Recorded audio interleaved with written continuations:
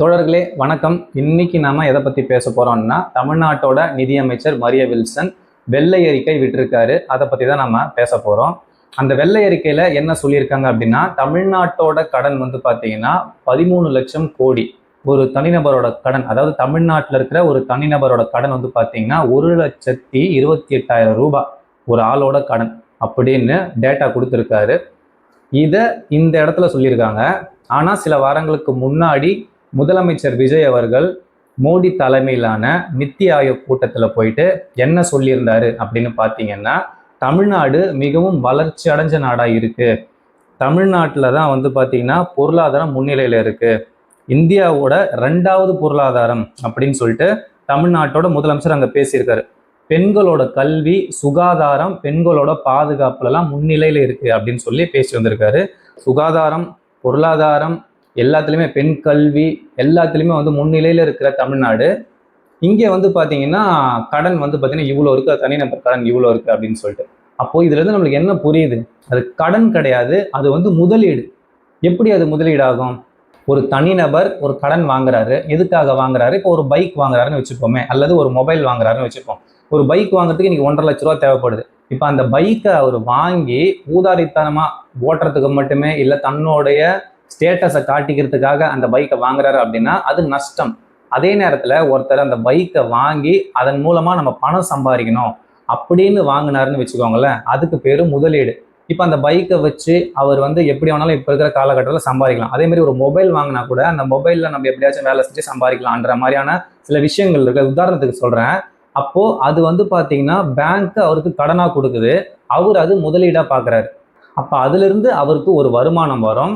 அந்த வருமானம் பெருகும் போது அவர் ஒரு 2 பேருக்கு வேலை கொடுப்பாரு, அவங்களுக்கு வருமானம் வரும். இப்படிதான் இந்தியாவோட பொருளாதாரம் இயங்குது, தமிழ்நாட்டோட பொருளாதாரம் இயங்குது. இது வந்து பார்த்தீங்கன்னா ஒரு சைக்கிள் ரியாக்ஷன் மாதிரி.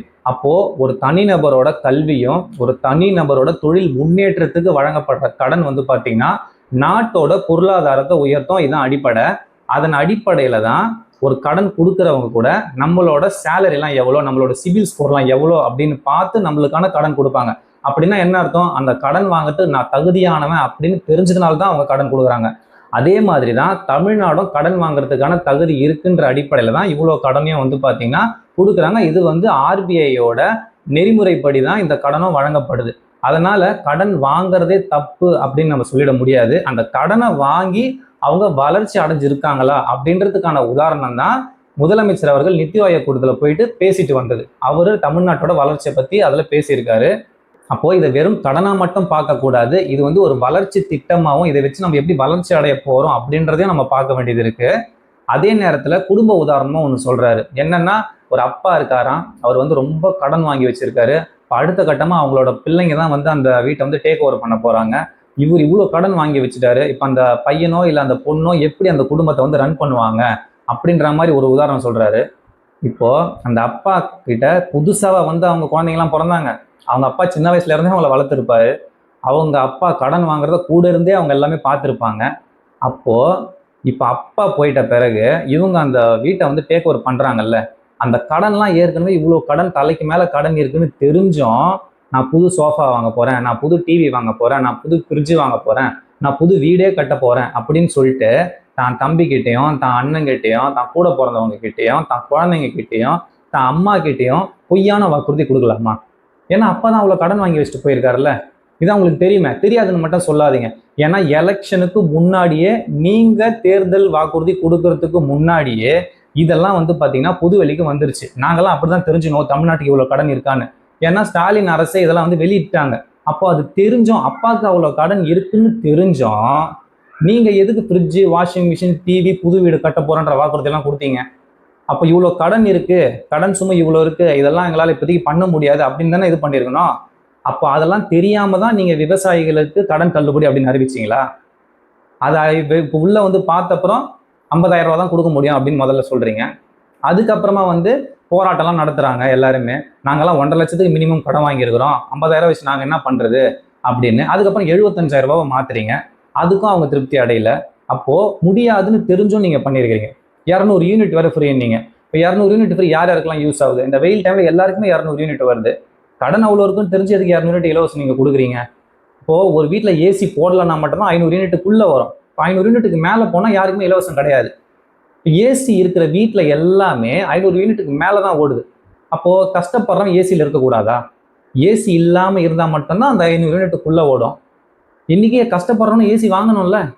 அப்போ ஏசி வாங்கினா கஷ்டப்படுறவனுக்கு அந்த 200 யூனிட் இலவசம் இல்லைன்னா நீங்க கொடுத்த அந்த 200 யூனிட்ல என்ன பிரயோஜனம்?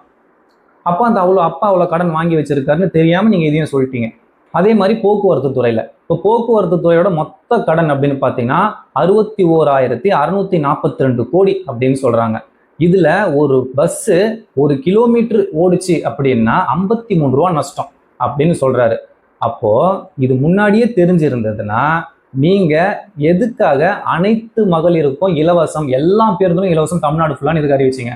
இப்போ 1 கிலோமீட்டர் ஒன்று 53 ரூபா நஷ்டம் அப்படின்றீங்க. இப்போ நீங்க கொடுத்த வாக்குறுதியை நிறைவேற்றினா 5 மடங்கு உயரும்ல. அப்போ அது தெரியாம கொடுத்தீங்களா, இல்ல அது தெரிஞ்சும் நம்ம ஜெயிக்கணும், நம்ம அரசியலுக்காக என்ன வேணாலும் பேசலாம், ஜெயிச்சு வந்த பிறகு நம்ம இதெல்லாம் சொல்லி சமாளிச்சுக்கலாம் அப்படின்னு வாக்குறுதி எல்லாம் கொடுத்தீங்களா? அப்ப இதுக்கு முன்னாடி இருக்கிற அரசியல்வாதிகளாம் இப்படிதான் பேசினாங்கன்னு சொல்றீங்க. நீங்க தூய சக்தின்னு சொல்றீங்க. இருக்கிற உண்மையெல்லாம் புட்டு புட்டு வச்சிருக்கணும்ல. இதெல்லாம் கொடுக்க முடியாது, இதெல்லாம் பண்ண முடியாதுன்னு சொல்லிட்டு சீமான் சொன்னார்ல, இந்த மாதிரி இலவசமே கொடுக்க முடியாது, நான் வேற மாதிரி பண்ண போறேன் அரசியல், இவ்வளவு கடன் இருக்கு அப்படின்னு. அதுல ஒரு நேர்மை இருந்ததுல, அந்த நேர்மை நீங்க தூய சக்தின்னு சொல்றதுனால நான் இதை கேட்கிறேன். நீங்க தூய சக்தின்னு சொன்னீங்கல்ல, மக்கள் கிட்ட இருக்கிற உண்மையாவே சொல்றதன் பேர் தானே உண்மையான தூய சக்தி. அரசியலுக்காக சில விஷயங்களை மறைச்சா நீங்க எப்படி தூய சக்தி ஆவீங்க? அப்போ இதெல்லாம் மறைச்சு நீங்க ஜெயிக்கணுன்றதுக்காக எங்களுக்கு கொடுத்த வாக்குறுதியா? இல்லப்பா, அதெல்லாம் இல்லை, நாங்க போன ஆட்சியில நடந்த சீர்கேட்டை சொல்றோம். இப்ப நாங்க ஆட்சி நிர்வாகத்தை அருமையா பண்ணி நாங்க திட்டம்லாம் நிறைய போட்டு வருமானத்தை அதிகரிச்சு உங்களுக்கான வாக்குறுதியை நிறைவேற்றுவோம். அதே நேரத்துல கடன் சுமையும் குறைப்போம். அப்படி பண்ண முடியுமா? தமிழ்நாட்டோட மொத்த பட்ஜெட்டே வந்து பார்த்தீங்கன்னா 5 லட்சம் கோடி. அந்த 5 லட்சம் கோடியில நீங்க கொடுத்த வாக்குறுதி எல்லாம் நிறைவேற்றுறதுக்கு 12 லட்சம் கோடி கிட்டத்தட்ட தேவைப்படும் அப்ராக்சிமேட்டா அப்படின்னு நிறைய எக்கனாமிஸ்ட் சொல்றாங்க. வேலையில்லா பட்டதாரிக்கு 4000, மாசம் 2500 ரூபா குடும்ப பெண்களுக்கு, 1 பவுன் மோந்திரம், தாய் மாமன் சீரு, 6 சிலிண்டரு, இந்த மாதிரியான மிகப்பெரிய வாக்குறுதியெல்லாம் நீங்க கொடுத்துருக்கிறீங்கல்ல, இதெல்லாம் கடன் வாங்காம உங்களால செஞ்சிட முடியுமா? சரி, நாங்க கடன் வாங்காம செஞ்சு காட்டுவோம் அப்படின்னு நீங்க காட்டிட்டீங்கன்னா ஹேட்ஸ் ஆஃப். இந்த 5 வருஷத்துல நீங்க செய்ய முடியலன்னா நீங்க தூய சக்தி இல்லை, நீங்க தான் உண்மையான தீய சக்தி. ஏன்னா ஏற்கனவே தீய சக்தின்னு சொல்லிட்டு ஒருத்தங்களை நீங்க ப்ரொஜெக்ட் பண்ணிட்டு நான் தூய சக்தின்னு வந்த பிறகு நாங்க ஏமாந்தோம்னா ஏற்கனவே எங்களை ஏமாத்திருந்தாங்கல்ல அப்படின்னு நீங்க சொல்றீங்கல்ல, அதை விட மிகப்பெரிய தீய சக்தியா நீங்க தான் இருப்பீங்க. அப்போ நீங்க இந்த 5 வருஷத்துக்குள்ள இந்த திட்டத்தெல்லாம் பண்ணிட்டு ஏற்கனவே இந்த 10 லட்சம் கடனை குறைச்சிட்டு, அப்படிலாம் இவங்க வந்து ஸ்டாலின் பீரியட்ல வந்து பாத்தீங்கன்னா வெறுமனே 5 லட்சம் கோடி தான். அதாவது ஏற்கனவே அதிமுக பீரியட்ல 5 லட்சம் கடன் வச்சுட்டு போயிருந்தாங்க. ஸ்டாலின் பீரியட் வந்த பிறகு 5 லட்சம் கோடி கடன். இப்ப மொத்தம் 10 to 13 சொல்றீங்க. உங்க ஆட்சி இந்த திட்டத்தெல்லாம் நிறைவேற்றுறதுக்கு கிட்டத்தட்ட 24 லட்சம் கோடி கிட்ட போவோம் கடன். அப்ப தனிநபரோட கடன் வந்து பாத்தீங்கன்னா 2.25 லட்சம். ஒரு தனிநபரோட கடன் 2.25 லட்சம் உயரும். அதெல்லாம் நாங்க இல்லாம ஆக்குவோம், அந்த 5 வருஷத்துல நாங்க பண்ணி காட்டுவோம் அப்படின்னாச்சும் நீங்க சொல்லணும்ல. அதை சொல்லாம வெறும்னு இப்படி மட்டும் வெள்ளை அறிக்கை விட்டுட்டு போனீங்கன்னா எப்படி? அப்போ நீங்க கொடுத்த வாக்குறுதி எல்லாம் டிலே பண்றதுக்கு இல்ல நிறைவேற்ற முடியாதுன்றதுக்காக நாங்க எடுத்துக்கலாமா? ஒண்ணு, போன ஆட்சியோட நெகட்டிவ் சொல்றீங்கன்னா நீங்க என்ன பண்ண போறீங்கன்றதை எங்களுக்கு சொல்லணும்ல. சரி, நாங்க பண்ண சொல்லலாம் மாட்டோம்பா, நாங்க செயல்ல காட்டுவோம், இது நிதி பிரச்சனை ஒத்துக்கிறேன், இது கொஞ்சம் யோசிச்சு கொஞ்சம் சிக்கலான விஷயம் தான், இதெல்லாம் வந்து நீங்க கொஞ்சம் யோசிச்சு நிதானமா இந்த 5 வருஷத்துல பண்றீங்களா நாங்க பாக்குறோம். ஆனா சட்டம் ஒழுங்கு, நிதி ரொம்ப டஃப்பான ஒர்க்கு, சட்டம் ஒழுங்கு எல்லாம் உங்க கையில தானே இருக்கு, காவலே உங்க கையில தானே இருக்கு. ஆனா நீங்க ஆட்சி பொறுப்பேற்றதுல இருந்து இப்ப வரைக்கும் 207 பாலியல் வன்புணர்வு கேசஸ், அதுல 100க்கும் மேல போக்சோன்னா குழந்தைங்க பாதிக்கப்பட்டிருக்கு, அதுல சில குழந்தைங்க செத்து போயிருக்கு. இப்போ இதுக்கெல்லாம் வந்து நீங்க என்ன சொல்லுவீங்க? உங்க ஆட்சி, இவங்க போன ஆட்சி இருக்கும்போது எல்லா இடத்துலயுமே குழந்தைங்க எப்படி பாதிக்கப்படுது, பெண்கள் பாதிக்கப்படுதுன்னு சொன்னீங்கல்ல, இதுக்கு நீங்க வாய்ஸ் கூட கொடுக்க மாட்டீங்களா? நாங்க வந்து 1 மாசம் தான் பாவது, நாங்க என்னப்பா பண்றது அப்படின்னு கேக்குறீங்க. அட்லீஸ்ட் ஒரு வாய்ஸ் கூடவா இல்லை? ஒரு சிஎம் பேசவே மாட்டாரா? இவ்வளோ பிரச்சனை நடக்குது, டைம் கொடுங்க டைம் கொடுங்க டைம் கொடுங்கன்னு யார் கேட்குறது? வெறுமனே அமைச்சர்கள் தான் பேசுறாங்க. அதுவும் அங்க ஒண்ணு இங்க ஒண்ணுமா பேசுறாங்க அமைச்சர்கள்லாம். ராஜ்மோகன் அமைச்சர்கிட்ட வந்து கேள்வி கேட்குறாங்க, என்ன சார் இவ்வளவு குற்றங்கள் நடக்குது, பாலியல் குற்றங்கள் கேட்கும்போது கேஸ் எல்லாம் வந்து கொடுக்குறாங்க, அதனால உங்களுக்கு நிறைய தெரியுது அப்படின்றாரு. கேஸ் கொடுத்தா நிறைய தெரியுதான். இப்ப இதே போன ஆட்சியில நடந்திருந்து நீங்க இப்ப ஆட்சியில எல்லாம் எதிர்கட்சியா இருந்தீங்கன்னா எப்படியா பேசியிருப்பீங்க? எப்படியெல்லாம் பேசியிருப்பீங்க? அப்போ நீங்களே தூய சக்தின்னு சொல்றீங்கல்ல, எல்லாத்துலயுமே ஜெனியூனிட்டி வேணும்ல. நான் வந்து எதிர்கட்சியா இருக்கும்போது ஒரு மாதிரியும் ஆளுங்கட்சியா இருக்கும்போது ஒரு மாதிரியும் பேசுறது போன 2 கட்சிகளும் பண்ணின்னு இருந்ததுன்னு சொல்லிட்டு நீங்க குற்றச்சாட்டு வச்சீங்க. ஆனா நீங்க தான் தூய சக்தி ஆச்சே. நீங்க மக்கள் கிட்ட ஜென்யூனா இருக்கணும்ல. இப்ப போன வாட்டி ஒண்ணு பேசணும், இப்ப அதை வந்து மாத்தி நீங்களே சொல்லும்போது, உங்க அமைச்சர்களே சொல்லும்போது இதெல்லாம் நியாயமா? இன்னொருத்தர் நிர்மல்குமார் என்ன சொல்றாருன்னா, எல்லா இடத்துலயுமே கேசஸ் ஃபைல் ஆகுது, உடனடியாக ஆக்ஷன் எடுக்கப்படுது அப்படின்றாரு. இதை தானங்க போன ஆட்சியிலாம் செஞ்சாங்க. அதுக்கு உங்க தலைவர் என்ன சொன்னாரு? ஆக்ஷன் எடுத்தா போதுமா? தப்பு நடக்கிறதுக்கு முன்னாடியே தடுக்க தெரியாதா உங்களுக்கு? உங்ககிட்ட தானே சட்ட ஒழுங்கு பாதுகாப்பு எல்லாம் இருக்குது அப்படின்னு உங்க தலைவர் தானே கேட்டாரு. இப்ப நாங்க அதே உங்ககிட்ட கேட்டா என்ன சொல்றீங்க? தனிநபர் சார்ந்த விஷயம், தனிநபர் ஒழுக்கமும் இதுல தேவை, நாங்க வந்து சீக்கிரமா வந்து ஆக்ஷன் எடுக்கிறோம். இதை தாங்க போன ஆட்சியிலும் சொல்லின்னு இருந்தாங்க. இப்ப நீங்களே திருப்பி அதே அரைச்சமாவே அரைச்சிங்கன்னா எப்படி அது? இப்ப நீங்க பேசின மாதிரி எல்லாருமே கேட்பாங்கல்ல, அந்த பிஞ்சு குழந்தைங்களுக்கெல்லாம் என்ன பதில் சொல்ல போறீங்க? சிஎம் சார் பதில் சொல்லுங்க, சிஎம் சார்.